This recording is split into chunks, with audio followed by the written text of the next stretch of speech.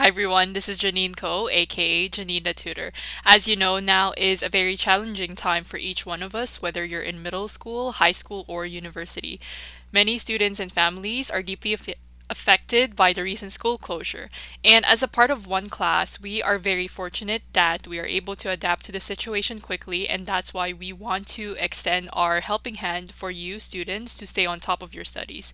That's why we are offering and running free and daily classes for math and chemistry from grades 11 to first year college and university. In addition, we are also giving away 100,000 hours of free private tutoring for students across North America. If you're interested, please make sure to scroll down below and book your time slot.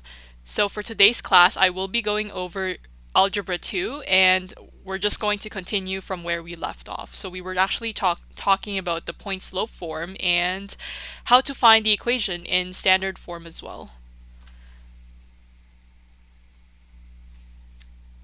Can I get a yes if you guys can see my screen?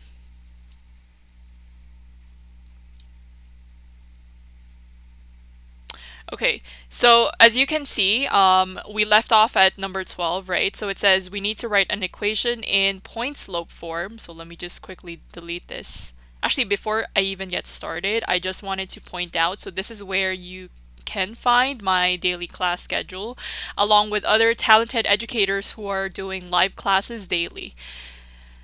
Okay, let's get into the question. So for number 12, we have to write an equation in point slope form with the slope and the point given. So as you can see, you know that m is equal to 3 over 5, that's your slope, and we have a coordinate, which is negative 5 comma 2. So that means, okay, great. So because you want your slope to start with 3 over 5, so that means when you write your point slope form, so just as a recap, what is point slope form?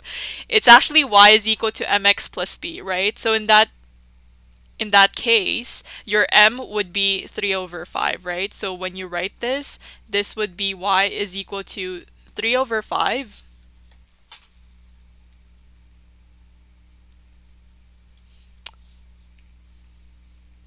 So this is 3 over 5x, and this is plus b, right? Because we don't really know what b is, therefore we're going to use our x and y coordinate in order to solve for b, right? Simple as that. So maybe I can just move this.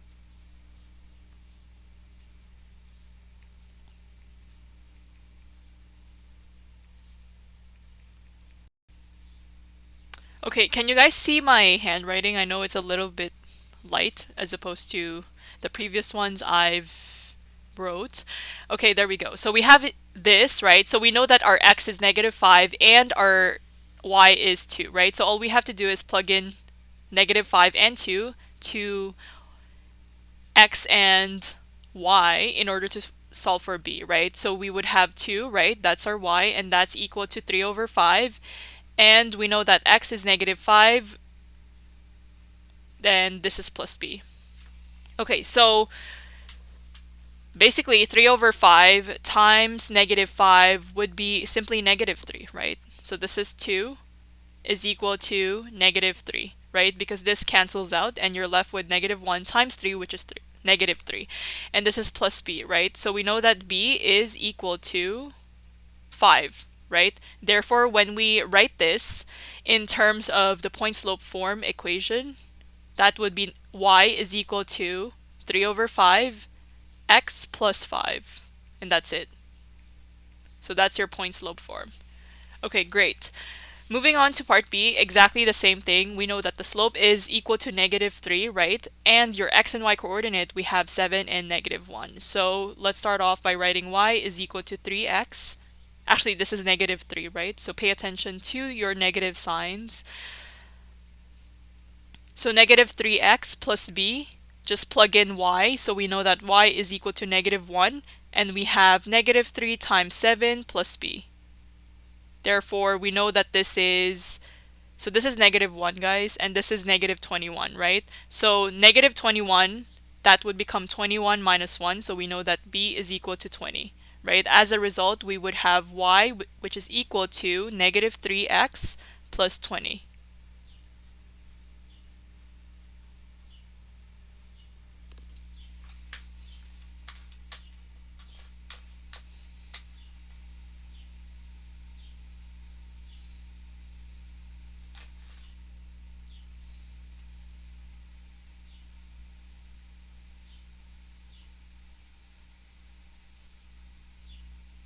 Okay, so moving on to number 13, right? So now here's an interesting part because they're not giving you what the slope is now. They're actually giving you two coordinates, right? So you have 3 comma 2 and you have 5 comma 8. You need to find the equation of the line, right? So we're not going to use this y is equal to mx plus b for now because we need to first find what the slope is, right? So in that case, that means in order for you to find what the slope is, you would have to use m, right? If you guys remember this formula, you have m, which is equal to y2 minus y1 over x2 minus x1, right? So first of all, you have to figure out what x1 is, what y1 is, and what x2 is, and y2, right? So maybe we can just say that this is x1 just for simplicity. So 3 is x1, y1 is 2, and then you have 5, which is x2, and y2 is 8, right? So solving for the slope, we have 8, so that's going to be right here, and it's minus 2, right? So just make sure that if it's a negative number, you remember to distribute your negative sign, right? But because we're lucky again today, that means it's all going to be positive, right? So you don't really have to have that bracket and distributing the negative sign. So for x2, we have 5, and our x1 is minus 3, right? So when you solve for the slope, you're going to see that this is 8 minus 2 over 5 minus 3. So you're going to get 3, right? So you know that your slope is 3, so y is equal to 3x plus b, right? So you're still going to use the slope-intercept form or point slope form because let's see. Yeah, they're not really specifying what the equation you need to be using in this case, so you can just leave it like this, right? Slope-intercept form. And that means in order for you to find what b is, right, that means you need to use this set of points or this set of points, right? So in that case, I'm using this right here, which is 3 comma 2. So I would have 2, which is equal to 3 times 3 because our x is 3, and that's plus b, right? So you have 2 is equal to 9 plus b. Moving 9 to the opposite side would give you negative 7, and that's equal to b. Therefore, we can say that our slope-intercept form is equal to, let's see, 3x minus 7. Okay, so that's our equation of a line that passes through these 2 points. Okay, so now that I realized that we were using the slope-intercept form, right, for some reason, this just came to me. Okay, so let me just correct myself. For number 12, you shouldn't use y is equal to mx plus b because the point slope form is actually, let me just write that here. Yeah, because I was looking at this earlier, I was like, it doesn't seem right.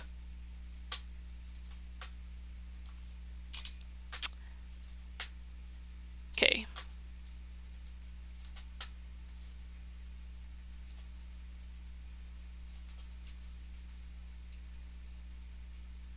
Because the point slope form, we would have y minus y1 times m times is equal to m times x minus x1. That's the point slope form, right?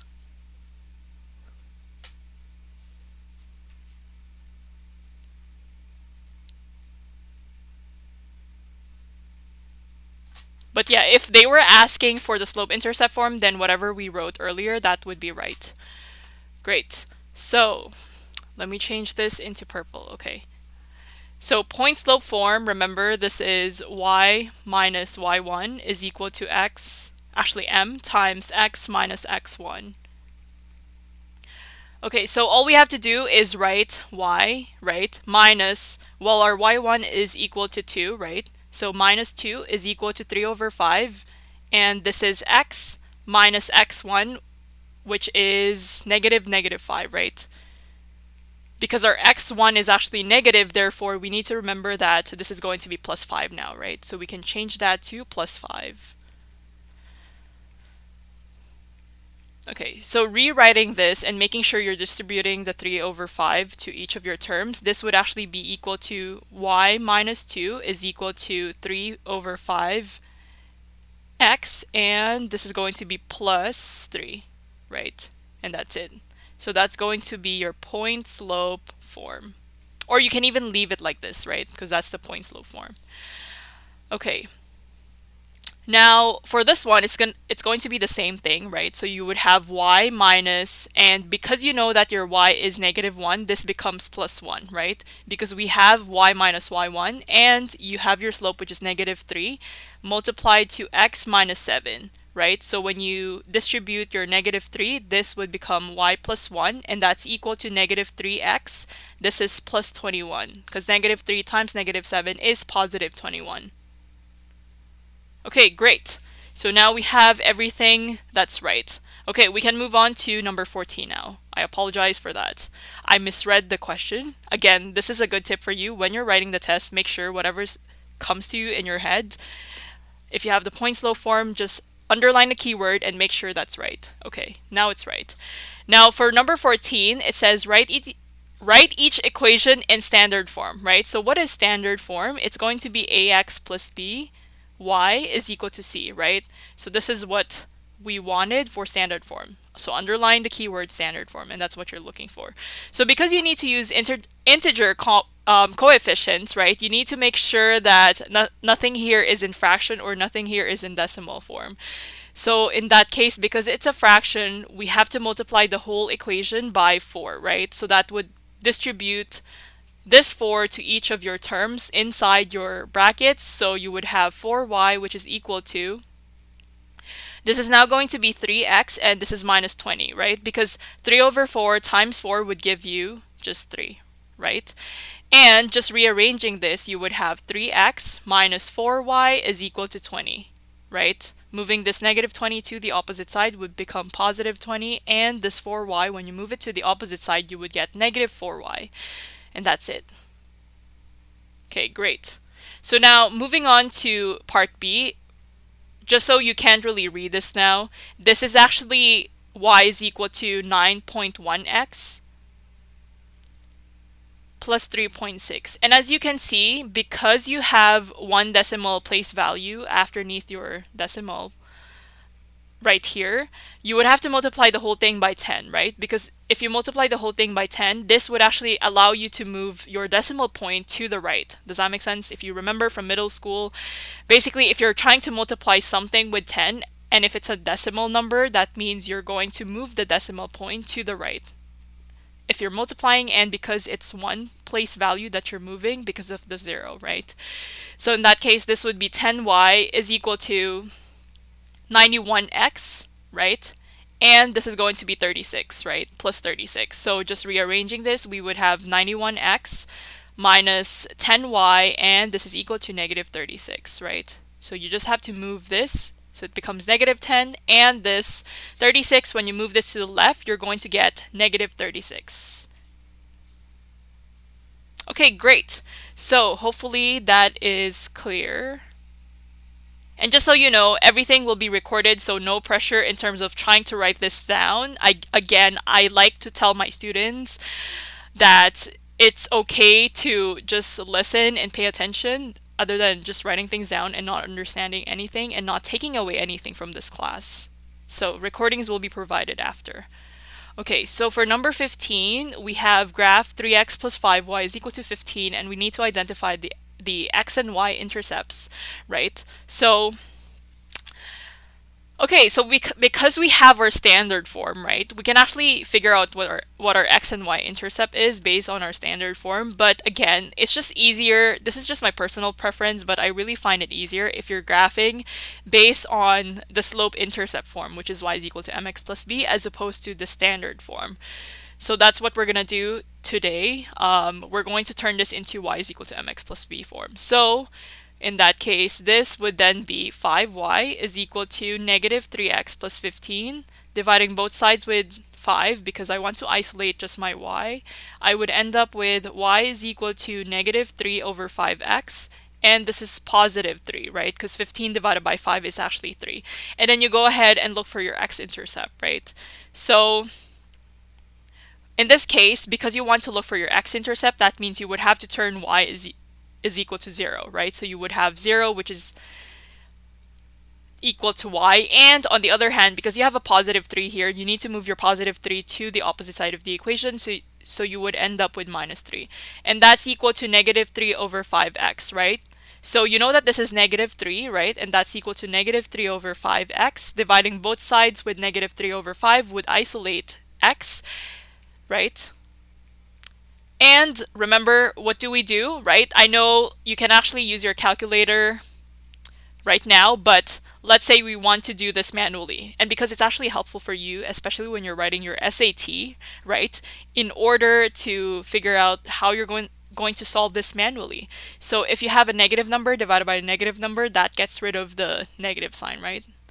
And because you have 3, right, you're dividing this, make sure you take the reciprocal, so this becomes 5 over 3, and you multiply that. As a result, you would have to cancel out 3, and you're going to get 5, right? And 5, that's going to be equal to x. Therefore, we know that our x-intercept is 5. Great, not too bad. And we need to find what our y-intercept is, right? So in order to find your y-intercept, all you have to do is plug in when x is equal to 0. So you have negative 3 over 5 times 0 plus 3. So because you have negative 3 over 5 times 0, that would give you 0 plus 3, which is 3, right? Okay, so we found our x and y intercepts, so we're pretty much done for that step, and all we have to do is draw this, right? Okay, we still would be needing this equation, so just make sure not to erase that.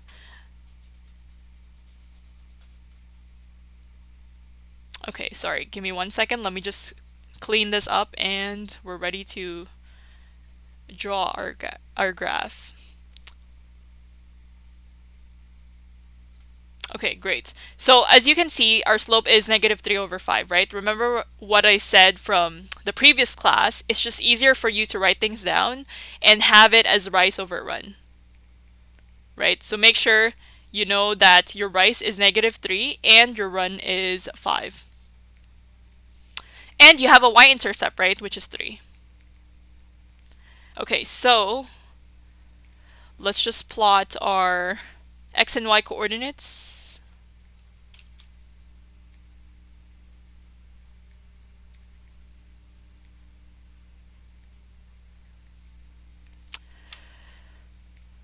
Okay, so maybe I can use the purple pen just so.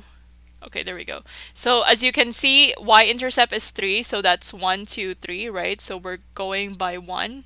Y-intercept here, and just remember that you have negative 3 over 5, so rice is negative 3, right? And because remember, if you have a negative sign right there, that means you have your line, right? This is a linear line, remember? That means you have your line which is found in quadrant 2 and quadrant 4. So you're going to expect that your line is somewhere here. Does that make sense? And then your run is 5, right? So maybe we can do that. So 1, 2, 3, 4, 5. So it's somewhere here, and because you want to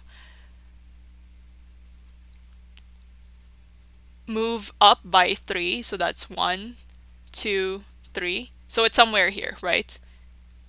So that's where your line would be. And remember, you have an x-intercept which is 5, right? So 1, 2, 3, 4, 5.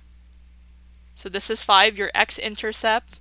Your y-intercept is at 3, and your line would look something like this. So just as a recap, what I did here was I plotted my y-intercept first because that's from here, that's 3. I have my x-intercept, which is 5, and I know that my line should be found in quadrant 2 and quadrant 4 because it has a negative slope. And in addition, because this, I guess this coordinate was found here was because of your rise over run, right? So I took 3, I rose by 3, right? Because 3 units up, so that means it's 4, 5, 6, right? So it's over here, and you're running by 5, so that means you're moving to the left by 5 times, right? So 0, 1, 2, 3, 4, 5. Does that make sense? Okay. I hope that wasn't too bad. Yeah, we can try this again so we can look at number 16. It's going to be similar. So for number 16, we have graph 2x minus 4y is equal to 12, and we need to identify the x and y intercepts. So again, we're going to write this in the form of y is equal to mx plus b, right? So we're going to have negative 4y, and that's equal to negative 2x plus 12. Dividing both sides with negative 4, you end up with y is equal to, so 2 divided by, or negative 2 divided by negative 4 would give you 1/2, right? And this is x, and now 12 divided by negative 4 is minus 3, right? So you have a y-intercept which is negative 3 now.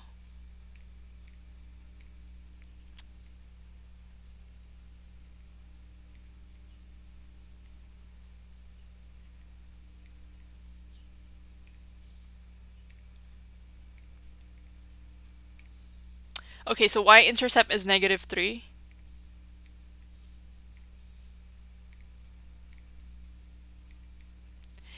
And then, let's see, your x-intercept is the one that we need to look at next. Okay, so negative 3, great. X-intercept. Okay, so x-intercept would be just to isolate x, right? When y is equal to 0. So you have 0 is equal to 1/2 x. And we can just move this to the opposite side, right? So this becomes 3 plus. So this is 3 is equal to 1/2 x, dividing both sides with 1/2. That means you're multiplying 3 times 2, which is 6. So our x-intercept is 6. Right? Because you're taking the reciprocal of 2 over 1. I mean, of 1 over 2. So reciprocal of 1 over 2, that would be 2. Okay, great. So once we have that, we pretty much completed a part of this question.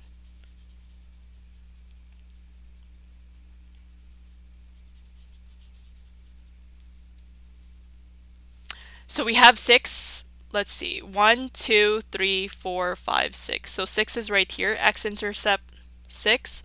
Y-intercept negative 3. So 1, 2, 3. Again, I'm scaling just by 1. And you know that this is a positive slope, therefore your graph would look something like this.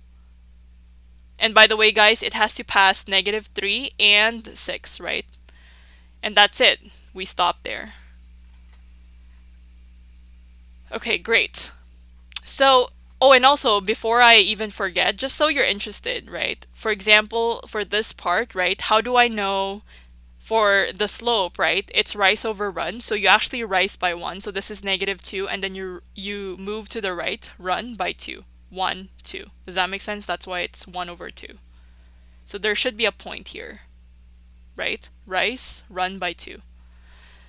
Great. So for number 17, right, it says write an equation in slope-intercept form of a line parallel to y is equal to 6x minus 2 that goes through the point 1 comma negative 3.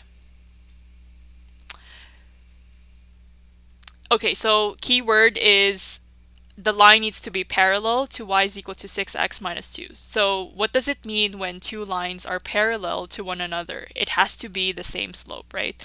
So the slope, if you know that the slope of this is 6, then the other equation of the line also needs to have a slope which is m is equal to 6, right? So we can start by writing that. So we have y is equal to 6x plus b. And because they're giving you this point, right? So this line needs to pass through the point 1 comma negative 3. Then in order for you to solve for b, you need to plot 1 and negative 3 and make sure that you have that substituted if you have y and x and you solve for b. So y is equal to negative 3, and we have 6 times 1 plus b, right? And as a result, you know that this is 6. So it becomes b is equal to negative 9, right? Because negative 3 minus 6 is negative 9. So your equation in slope-intercept form, right? That's what they're looking for. This is going to be y is equal to 6x minus 9. Okay, great. That's it for number 17. Okay, so moving on to number 18, it says write an equation in slope-intercept form of a line perpendicular, right? So now it's perpendicular. This was parallel. This is perpendicular. 2y is equal to negative 4x plus 1 that goes through the point 8 comma 5, right? So if two lines are perpendicular, instead of having the slope being equal to one another, now the slope needs to be the negative reciprocal, right? Or the opposite sign, right? So in that case, if you have negative 4x, that means if your slope is negative 4, right, then that other line needs to have a slope which is 1 over 4. Does that make sense? So that's your reciprocal, right? And it has to be the opposite sign, which is 1 over 4. So that means the other equation of the line needs to have y is equal to 1 over 4x. So the slope is 1 over 4 and you're looking for b, right? And guess what? You still have to plug in 8 and 5, right? So 5 is y, and you have 1 over 4 times 8 plus b, right? So essentially, we're just solving for b at this point. So 8 divided by 4, right? In this case, this would be 2. So b is equal to 3, right? Because it's 5 minus 2. So this is 2. So when you move this to the opposite side, it becomes negative 2. So we know that b is equal to 3. And therefore, the equation of the line would need to be y is equal to 1 over 4x plus 3. Okay. Moving on to number 19. Okay, so for number 19, it says write an equation in slope-intercept form of a line parallel to this line that goes through the point 4 comma negative 2. So slope-intercept form, which is y is equal to mx plus b, and it needs to be parallel to 4x plus 2y is equal to 7. So interestingly, the only difference that we're seeing based from number 17, 18, and 19 is the way they presented the line to us. So now it's in standard form, right? Because remember we were used to seeing slope-intercept form, which was y is equal to mx plus b. So that means we need to kind of change this into slope-intercept form, right? So that we know what the slope is. So in this case, we would have 2y is equal to negative 4x plus 7, dividing both sides with 2. So you end up with y is equal to negative 2x, and this is plus 7 over 2, right? So we know that the slope is negative 2, and therefore the other equation for our other line also needs to have a slope of negative 2 for them to be parallel, right? So if you have y is equal to negative 2x plus b, plugging in 4 in your x and plugging in negative 2 in your y, that would solve for b. So you have negative 2 is equal to negative 2 times 4 plus b, and this negative 2 times 4 is negative 8, and that's equal to negative 2, and this is plus b. Moving negative 8 to the opposite side of the equation would give you 8 minus 2, which is positive 6, and that's equal to b. Therefore, our equation of our line for this to be parallel to 4x plus 2y is equal to 7 is equal to y, and you have y is equal to slope, which is negative 2x, and this is plus 6. Okay. Finally, yeah, this is, I guess, the last question from the previous live stream that we didn't finish. So we have number 20. It says write an equation in slope-intercept form of a line perpendicular to y is equal to 2 over 3x minus 1 that goes through the point 0, 6. So there is a pattern from, I guess, from questions 17 to 20, right? So here's what you need to expect during the test. You could either be given a question where you need to look for the slope-intercept form, you need to look for the point-slope form, right? Or you can be looking for the standard form. So remember the 3 types of forms that I presented from even from last class, right? And then it's either the line is going to be perpendicular or parallel to the set of line that they're giving you, right? And it's going through a point, which is any point, right? So the first thing you have to keep in mind, right, from what we've learned so far is you need to make sure that the line that they're giving you is in slope-intercept form, right? Because that's how you're going to figure out what the slope is. So based on this line, we know that the slope is equal to 2 over 3. And then afterwards, right, the next step that you should be expecting is to figure out whether the line is going to be perpendicular or parallel to the question or the equation that you're looking for, right? So because they're saying it's perpendicular, therefore you're going to find the negative reciprocal of this, which is negative 3 over 2. So when I say reciprocal, that means you're just switching your numerator and your denominator, right? So you get 3 over 2. And you're taking the negative reciprocal of this. Great. So once we've done that, right, so we know that it's perpendicular, we start writing our equation. So it's y is equal to, we know that our slope needs to be negative 3 over 2x, and this is plus b.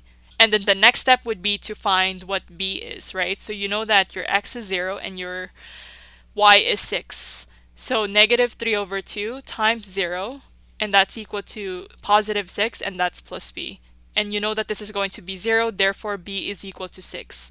So your equation in slope-intercept form is y is equal to negative 3 over 2x, and this is plus 6.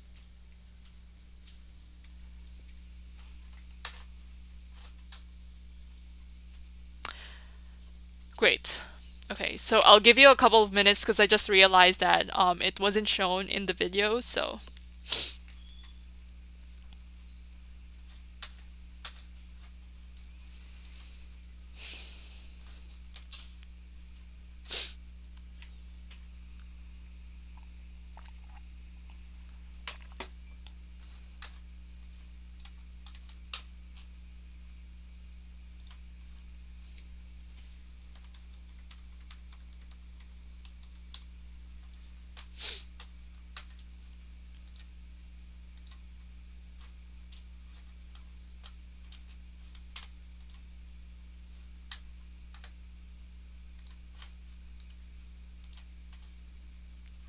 Great. Okay, so we can move on to the other sheet I've prepared. Okay, there we go. So we have, yeah, so this is a new topic. Basically, we're going to be dealing with transformations from this point on, right? So you've probably learned what transformations are. So basically, you can either have translation, right, rotation, and reflection, right? So reflection in your x and y axis. So really what transformation does into your new graph is basically you have a parent function. So parent function would be sort of your base function, and then you're going to make modifications into your parent function such that you're going to move either up or down or depending on what the conditions are, right? So maybe we can start with this question. So it says you have y is equal to 3x plus 1, and this is going to be translated up by 2 units, right? You need to provide a new graph, and you need to, I guess, tell us, right, which is the new equation. I mean, what is the new equation of the new function? So we can start off by drawing our parent function, which is y is equal to 3x plus 1. So that's going to be in black, right? So x and y axis.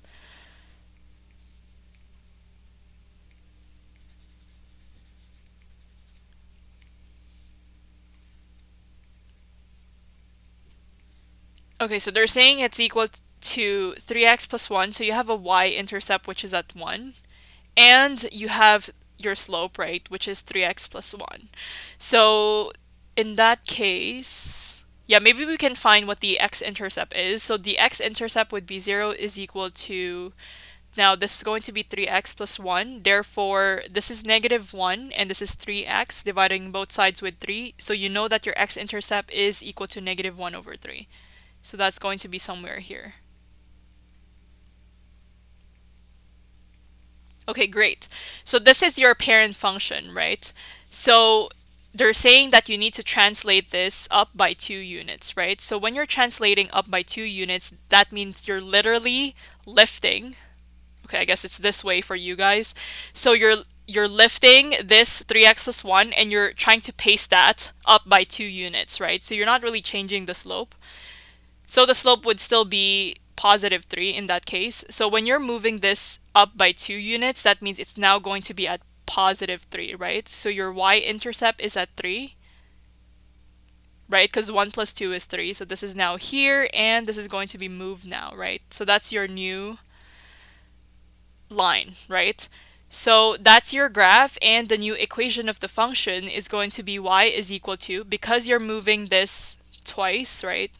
Or up by 2 units rather, you're going to have the same slope, which is 3x plus 3 now. So that's the new equation of the graph. Okay, so for part B, it says you have an absolute value, which is y is equal to absolute value of x plus 3, and you're moving this to the right by 4 units, or there is a translation. Okay, so first of all, how do you draw an absolute value function?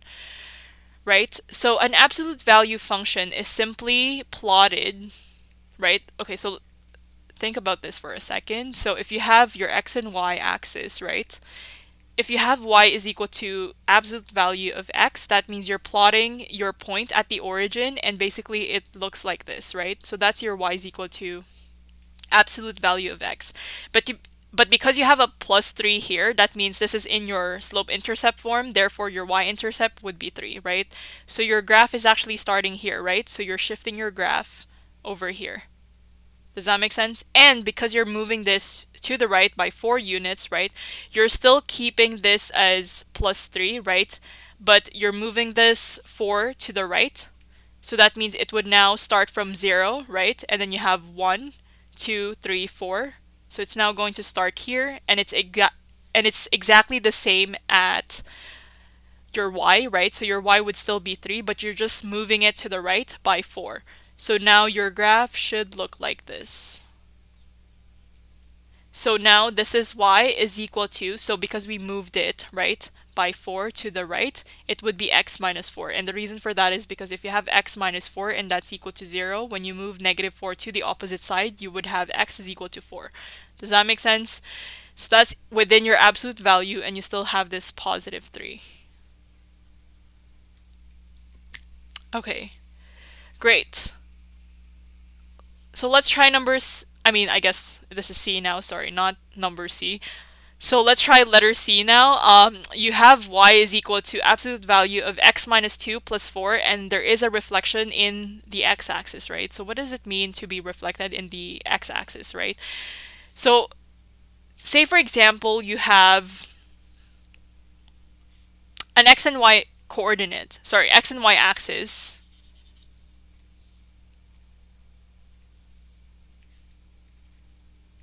Actually, we can just do this question and then I'll explain more. Okay, so we have an x and y axis. So when you draw y is equal to absolute value of x minus 2 plus 4, that would tell you that you're starting at your y-intercept, which is 4, right? So that's here. And they're saying you're moving this to the right by 2, right? So I'm just basing it off from the parent function.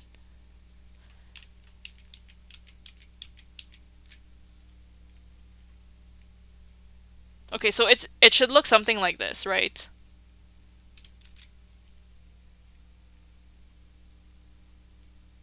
So this is 2, and then you have a 4 here, right? So because you're reflecting this on your x-axis, that means if there is a reflection in your x-axis, right, this would actually be over here, right, underneath that. Because if your x-axis is over here, that means if you have your function like on top and this is your x-axis, then it's going to be reflected right here. Does that make sense? Because that's your x-axis. So it's sort of like a mirror if you think about it that way. So it's exactly going to be at 2 still, right? Because you have a reflection there. And this is now going to be negative 4, right? And where's your reflection again? It's base from here, right? This is your x-axis, so you're going to sort of like flip it down. So now we have y is equal to, so your intercept is going to change, right? It's not going to be positive 4 now. In fact, it's going to be negative 4. So you have y is equal to absolute value of x minus 2, and this is minus 4. Oh, and guess what? Because it's now in your, I guess your quadrant, you're in quadrant 4 now, right? This is 1, 2, 3, 4. And because you have this flip down, right, you're now going to have a negative sign in front. So that's a way to represent if there is a reflection in your x-axis. It's through a negative sign, depending on where it is found. Okay, there. Now, let's proceed to letter D. So we have y is equal to absolute value of x minus 1, and this is plus 2, and you have a vertical stretch factor by 2. So maybe we can just talk about this really quickly.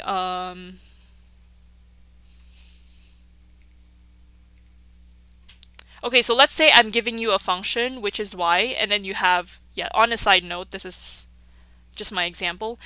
If you have a vertical stretch by a factor of 2, right, that means you have a 2 in front, right? Okay, so I think a lot of students, based on my experience teaching this course, there's a lot of students who are asking me, even when they're in college, because you still do this in college. In fact, this is like a part of college algebra.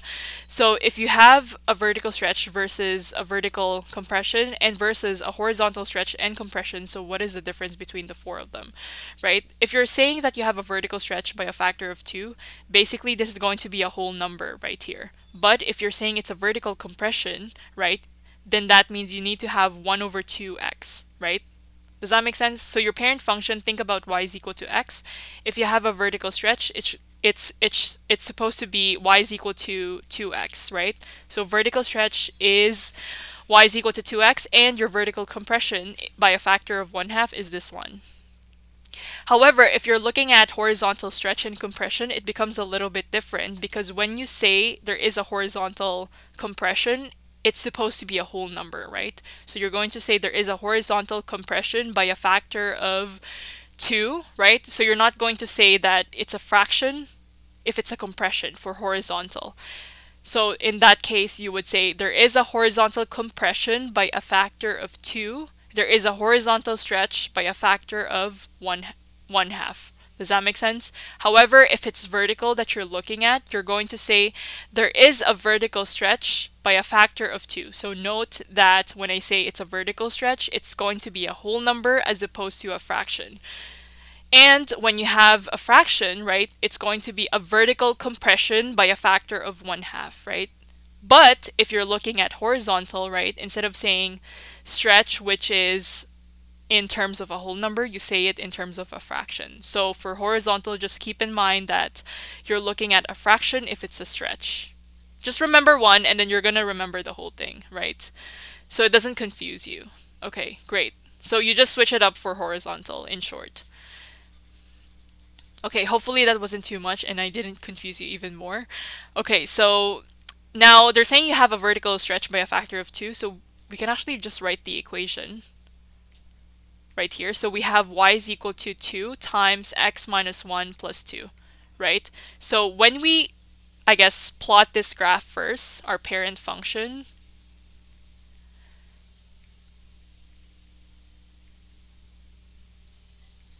we would have, okay, this is x minus 1, so you're going to have that here, and this is basically 2 over here, right? So in that case, this is your parent function. Okay, so now that because you have a vertical stretch, right? So what does a stretch does, right? So as the word implies, right? If there is a vertical stretch, then that means your graph is going to expand, right? Therefore, you're still starting at 1 comma 2, right? And you're just stretching. Does that make sense? Because even if you plot your table of values, so say for example, you have, for the red one, if you plot, let's say 2, right? When you plot this 2 right here, you're going to have 2 minus 1, which is 1. 1 times 2, that's 2, plus 2, that's 4, right? And if you're looking at just your parent function, right? So say for example, you have x and y. Your x is essentially, let's say if it's 2, exactly the same thing as 2. You want to identify what happens to your y, right? So if you have 2 minus 1, that's going to be 1 plus 2, that's 3. So can you see that there is a little bit of that stretch?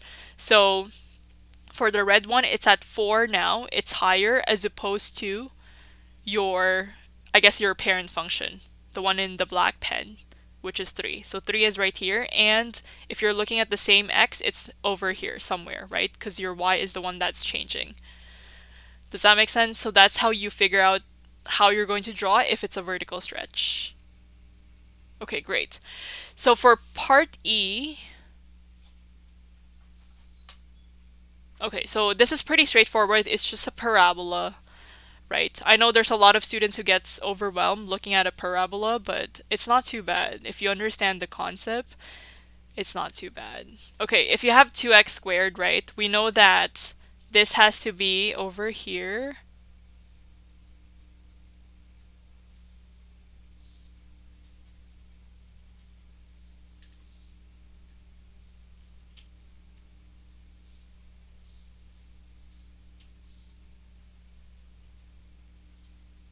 Okay, so we have y is equal to 2x squared, and basically they're telling us that we're translating up by 3, so we're moving this by 3 and move to the left by 2.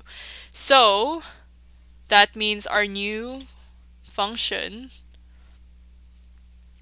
so translate up, so this is 0, 1, 2, 3. So we're moving this right here, and we're moving this 1, 2, so to the left, so this is where 2 is, right? So this is our translation. So this is -2. So the new function would therefore be y is equal to 2, right? And because you have that vertical stretch right here, you're still going to keep that 2. And this is x plus 2 now, right? Because remember, x plus 2 is equal to 0. This is actually x is equal to -2, right? Which is consistent with moving to the left by 2. And you're moving this up by 3. So this is plus 3. And don't forget, it's a parabola. That's why you have a square in your x term. Okay. So for part F, it says y is equal to absolute value of x minus 2 plus 3. And you have a reflection in your y-axis and a vertical compression by a factor of 1/2. So if you have a reflection in your y-axis, there should be a negative sign in front, and because you have a vertical compression by a factor of 1/2, therefore you're just going to read this as is. If it's a compression, it's going to be a fraction if it's vertical. So you have 1/2 and you have x minus 2, and this is plus 3, right? So when you draw your parent function,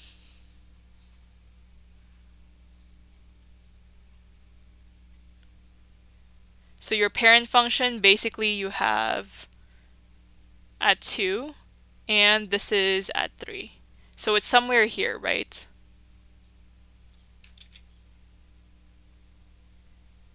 Okay, so because you have a vertical compression, that means, and in addition to, having that reflection in your y-axis, so your y-axis, when you reflect this, it's going to be below, right? And it's going to be by a factor of 1/2, right?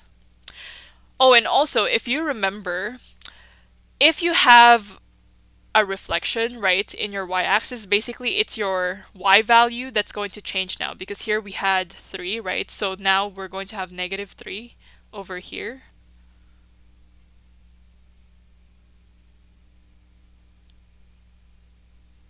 And it's going to look something like this.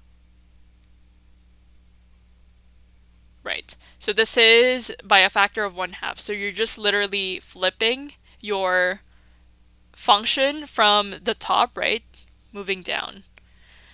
So that's -3 because you have a reflection in your y-axis, and on top of that you have a vertical compression by a factor of 1/2, right?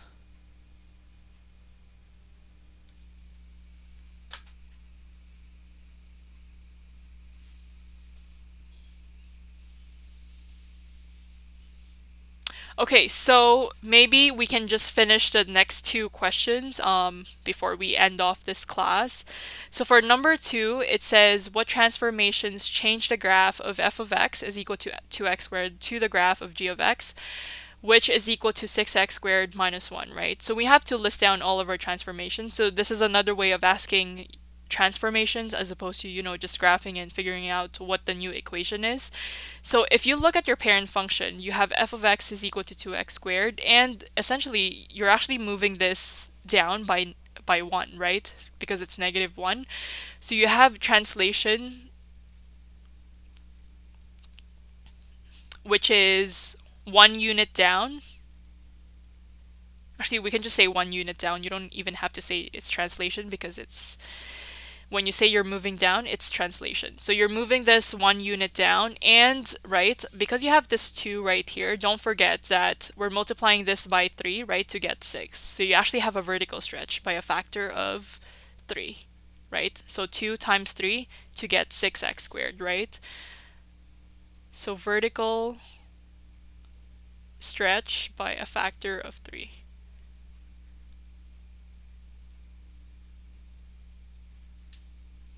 Okay.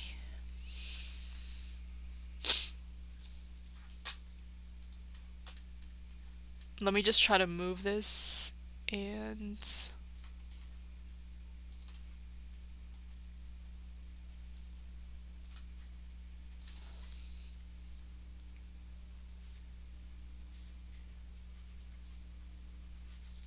okay, so for number 3, right, finally, we have what transformations change the graph of f of x is equal to x squared into x plus 4 squared minus 2. So you don't really have any stretch here or compression, so you're actually just moving this function to the left, right? So you have one, no, it's not 1 because it's now 4, right? So it's 4 units left, right?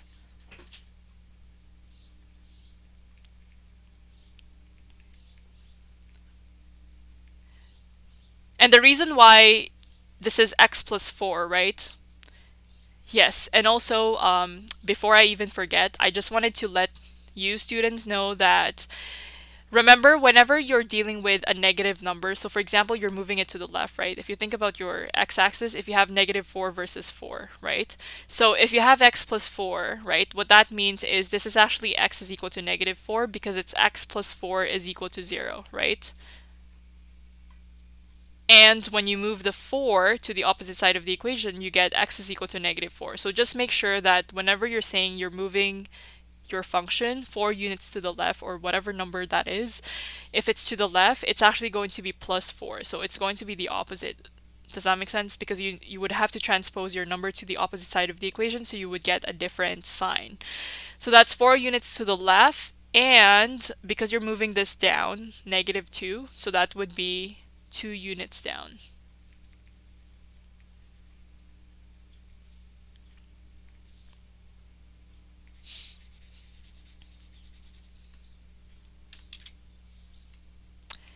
And let's see, 2 units down, 4 units. And yeah, that's it, because that's the only transformation that we have for this part.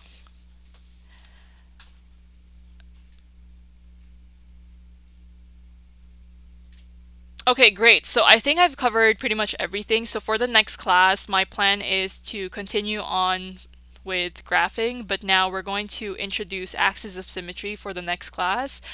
Again, if you're interested, in attending more of my classes, and if you want to see more classes with other talented educators like me, well, they're more talented than me, but if you want to see more of their classes, please visit oneclass.com/livestream. This is a C